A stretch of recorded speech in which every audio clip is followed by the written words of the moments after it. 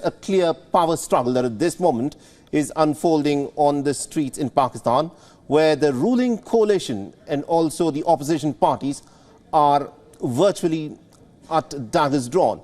Now, the Pakistan Tehreek-e-Insaf, led by former Prime Minister Imran Khan, led protests were expected to happen today, but they've now been postponed after an Islamabad court allowed it to hold a demonstration on Monday. But there is another demonstration by Jamaat-e-Islami that is currently underway in Pakistan. The Jamaat-e-Islami is protesting against the electricity bills and taxes that have been imposed in the budget. Even the Pakistanis are not happy with their budget. The images that are coming out from Islamabad show the demonstrators denouncing the alleged misgovernance and mishandling of economic issues, and also the increase in the price of electricity that they'll now have to pay up as part of the new budget that was announced for the Pakistanis.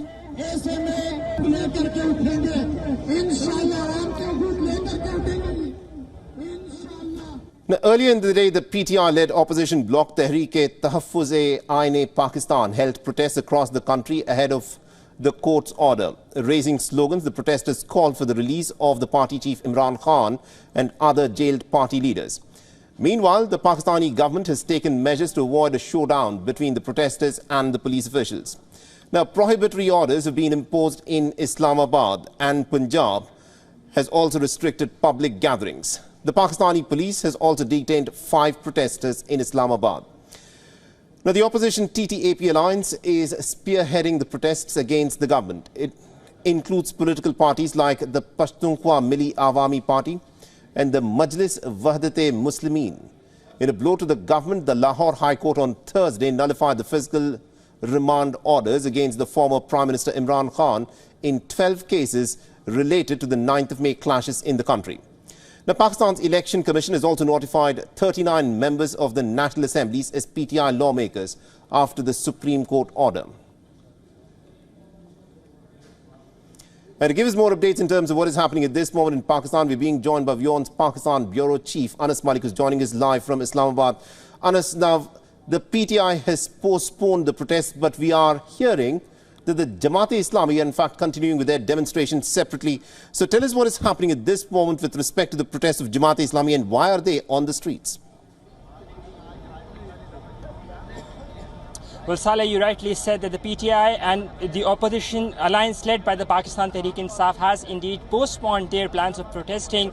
But the Jamaat-e-Islami, that is not part of this opposition bloc, they continue with their protests. And I'm at the venue of the protest. And for the benefit of our viewers, I'll just get aside to give a sense of the amount of protesters that are here. My camera person can show you as well. These are visuals coming in direct and live from I-8 in Islamabad, where there are scores of protesters demanding a reduction in heightened inflation, a reduction in the electricity tariff. They also say that the capacity payments for the international power projects, the IPPs, they have to be managed as well. Currently, it's prayer break. So you see this social religious party, its supporters gathering out on the grounds and on the main road, offering prayers. But the Jamaat-e-Islami had initially planned to hold a protest at the D-Chowk in Islamabad, where the PTI had also planned on doing the same as well. The PTI had postponed its plans, but the Jamaat-e-Islami is going ahead with it due to security arrangements there at the D-Chowk. Now the Jamaat-e-Islami is going on with a plan B, and they've got their sit-in to 3 different locations. And I'm at one such location where the leader of or the head of Jamaat-e-Islami, Hafiz Naeemur Rahman, is here as well. And they vow that they will not be leaving until their demands are met by the government in charge. Saleh? Absolutely. Now, Anas, there are multiple protests that were to take place, but the big protest by the PTI and other opposition parties, that of course has been put off for Monday on the basis of the court order that was put out. So give us a sense of what the opposition parties are now planning to do, and is the government ready for these big protests by the opposition? Well, the government on its part have been making sure to stifle dissent, and that is the reason we're seeing the imposition of Section 144, not just in Islamabad, but across Punjab as well. That is a move on the part of the government to ensure that there is no protest, and that it's a move to stifle dissent. It won't be wrong to say.